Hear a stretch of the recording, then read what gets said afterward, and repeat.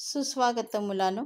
आज आपण आपल्या पुस्तकातील पाठ क्रमांक 16 म्हणजे स्वप्न करू साकार हे बघणार आहोत. ही कविता आहे आणि कवी आहेत किशोर पाठक. कवितेला सुरुवात करण्यापूर्वी आजचा सुविचार जाणून घेऊया. देशाच्या प्रगतीसाठी प्रत्येकाच्या मनात देशनिष्ठा, अभिमान व निस्वार्थी मन असावे लागते.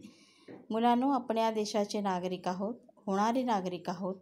तर या देशाचा भविष्यकाळ जो आपल्या हातात आहे, त्यासाठी आपल्या प्रत्येकाच्या मनात देशाविषयीची निष्ठा म्हणजेच प्रेम, अभिमान म्हणजे एक प्रकारचा गर्व आणि निस्वार्थी मन, स्वार्थाशिवाय असणारे मन असावे लागते. तरच आपण देशाची प्रगती ही अतिशय उत्तमरित्या करू शकू. याच धर्तीची ही कविता आज आपण शिकणार आहोत. कवितेचं नाव आहे स्वप्न करू साकार. कवी आहेत किशोर पाठक. जन्म आहे 1952. थोडक्यात कवींचा परिचय आपण करून घेऊया. प्रसिद्ध कवी पालव, निरूपण, आभाळाचा अनुस्वार हे कविता संग्रह, पाण्यातला दिवा हा ललित लेख संग्रह प्रसिद्ध आहे.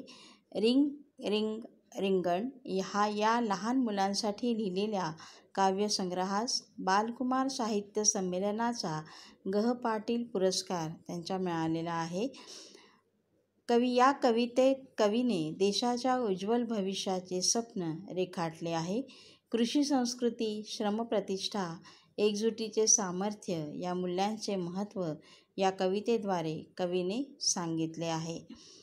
थोडक्यात काय की उज्ज्वल जे भविष्य आहे त्याचं स्वप्न कवीने आपल्यासमोर रेखाटलं आहे. त्याच्यातून म्हणजेच काय, या देशामध्ये काय काय छान आहे. कारण कृषी संस्कृती, श्रमप्रतिष्ठा असल्याशिवाय किंवा एकजुटीचे सामर्थ्य या मूल्यांचे आपण जेव्हा महत्त्व जाणून घेऊ, तेव्हाच आपला देश हा उत्तम बनणार आहे, उत्तम निपजणार आहे आणि हे आपल्या हातात आहे, हे कवी आपल्याला या कवितेतून सांगतात आहे. कविता ऐकूया. या देशाच्या मातीवरती आमसारे अधिकार, आमसारे अधिकार, नव्या पिढीचे नव्या युगाचे स्वप्न करू साकार, नव्या पिढीचे नव्या युगाचे स्वप्न करू साकार. फुला मुलातून हसतो श्रावण मातीचे हो मंगल तन मन, चैतन्याचे फिरे सुदर्शन, चैतन्याचे फिरे सुदर्शन. शेतामधुनी पिकवू मोती, धन हे अपरंपार, धन हे अपरंपार. या देशाच्या मातीवरती आमसारे अधिकार. या हातानी यंत्र डोलते, श्रमशक्तीचे मंत्र बोलते, उद्योगाचे चक्र चालते, उद्योगाचे चक्र चालते. आभाळावर उत्क्रांतीचा घुमवूया ललकार, घुमवूया ललकार. या देशाच्या मातीवरती आमसारे अधिकार, आमसारे अधिकार. आता आपण एक एक कडव्याचा अर्थ समजून घेणार आहोत. त्यापूर्वी तुम्हाला लक्षात घ्यायचं आहे, त्या कवितेला चाल लावून आणि तुम्हाला जशी योग्य वाटेल तशी चाल लावून कविता तुम्हाला पाठ करायची आहे. म्हणून शक्यतो चाल अशी लावा की ती तुम्हाला सहज गेय होईल, कविता सहज म्हणता येईल आणि तिला चाल लावण्याने तिच्यातलं जे गांभीर्य आहे किंवा त्याच्यातला जो अर्थ आहे तो तुम्हाला नीट समजणार आहे. कारण कविता पाठ होणे यातून तुम्हाला अभ्यास करायला नक्कीच मदत होणार आहे. तर आता आपण कवितेचा अर्थ थोडक्यात समजून घेऊया. पहिलं कडवं. या देशाच्या मातीवरती आमसारे अधिकार, नव्या पिढीचे नव्या युगाचे स्वप्न करू साकार. या कवितेत कवी देशाचे आणि देशवासियांचे स्वप्न कसे सत्यात पूर्ण करू याविषयी आपले मनोगत सांगत आहे. कवी म्हणतो, या देशाच्या मातीवर आमचा हक्क आहे.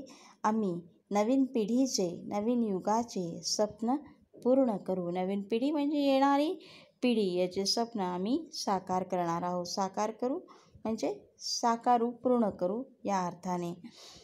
पुढचं कडवं. फुला मुलातून हसतो श्रावण, मातीचे हो मंगल तन मन, चैतन्याचे फिरे सुदर्शन, शेतामधुनी पिकवू मोती, धन हे अपरंपार. इथे जे तुम्हाला शब्द समजून घ्यायचे आहे, आपल्या सगळ्यांनाच माहिती आहे की श्रावण महिना हा आपल्या हिंदू संस्कृतीतला 5वा महिना आहे आणि या महिन्यामध्ये खूप सारे सण येतात एवढंच तुम्हाला माहिती आहे. पण त्याचं अजून एक महत्त्व आहे की हिरव्यागार समृद्ध अशा या श्रावण महिन्यामध्ये बालकांच्या मुखातून फुललेल्या फुलातून हा श्रावण हसतो आहे अशी कल्पना इथे कवीने केलेली आहे. श्रावणात जशी प्रसन्नता दिसते तशी इथे प्रत्येक फुलातून आणि मुलांमध्ये प्रसन्नता दिसून येते. सगळेजण आनंदी आहेत असं कवीला म्हणायचं आहे. पाऊस पडल्यामुळे मातीसुद्धा पवित्र झाली आहे, तनाने म्हणजे शरीराने व मनाने सुद्धा. उत्साहाचे चक्र फिरते आहे. शेतात नांगर फिरतो आहे, कारण हा उत्साहाने शेतकरी नांगर फिरवत असतो आणि नांगराचे चाक म्हणजे जणू काही कृष्णाचे सुदर्शन चक्रच आहे असे वाटते. शेतातून मोत्यासारखे पीक येईल व अगणित खूप मोठे असे धन मिळेल. शेतातील पीक म्हणजेच आपली संपत्तीच होय, हे कवीला इथे म्हणायचं आहे. शब्दांचा अर्थ मी समोर दिलेलाच आहे, पण मंगल इथे पवित्र पावन म्हणजे मंगल, तन्मन म्हणजे शरीर, तन ज्याला म्हणतो आपण, पिकवू मोती म्हणजे धान्य पिकवणे, अपरंपार म्हणजे अगणित, संपत्ती दौलत म्हणजे इथे धन आहे आणि अपरंपार म्हणजे भरपूर असे, चैतन्य म्हणजे उत्साह ऊर्जा आणि इथे सुदर्शन म्हणजे श्रीकृष्णाच्या हातात असणारे चक्र, त्याला इथे सुदर्शन चक्र जेव्हा आपण म्हणतो, चक्र म्हणजे साग. तर इथे या अर्थ या कडव्याचा तुम्हाला समजलेला आहे. पुढचं कडवं, या हातांनी यंत्र डोलते, श्रमशक्तीचे मंत्र बोलते, उद्योगाचे चक्र चालते, आभाळावर उत्क्रांतीचा घुमवू या ललकार. आता यंत्र म्हणजे आपलं मशीन जे आहे ते हातांनी चालतं आहे आणि श्रमशक्ती याच्यातून आपले श्रम तुम्हाला दिसत आहे की जनतेच्या कष्टाचे सामर्थ्य. मंत्र म्हणजे श्लोक घोष, मंत्र जो श्लोक आणि घोष जरी त्याला आपण म्हणत असलो तरी जेव्हा यंत्र चालते तेव्हा त्याच्यातनं आपल्याला आवाज येतात आणि त्याच्यातून उद्योगाचे चक्र चालते, चक्र म्हणजे इथे चाक. आभाळावर उत्क्रांतीचा, उत्क्रांती म्हणजे हळूहळू सर्वांगीण बदल होणे, याला आपण उत्क्रांती म्हणतो. ललकार म्हणजे त्याचा आवाज घुमणे, त्याचा आवाज त्याच्यातून निघणे किंवा पुकारणे या अर्थाने. तर अशा प्रकारे हे 3 कडवे झालेले आहेत. या 3 कडव्या, तिसऱ्या कडव्याचा अर्थ आपण बघूया. आपल्या हाताने यंत्र चालवू, कष्टाचा मंत्र बोलू, खूप कष्ट करू, यामुळे व्यवसायाला वेग येईल. आकाशापर्यंत परिवर्तनाचा पुकारा घुमवू म्हणजे परिवर्तन म्हणजे बदल आपण घडवून आणू असं इथे कवीला म्हणायचं आहे. तर अशा प्रकारे या 3 कडव्यांचा अर्थ आपण पाहिलेला आहे. चाल तुम्हाला लक्षात घ्यायची आहे. तुम्ही वारंवार जेव्हा म्हणाल तेव्हा नक्कीच तुम्हाला कविता सहज पाठ होईल. पुढचे जे 3 कडवे आहेत, पुढचे 2 कडवे आहेत ते आपण पुढच्या तासिकेला बघू. झालेल्या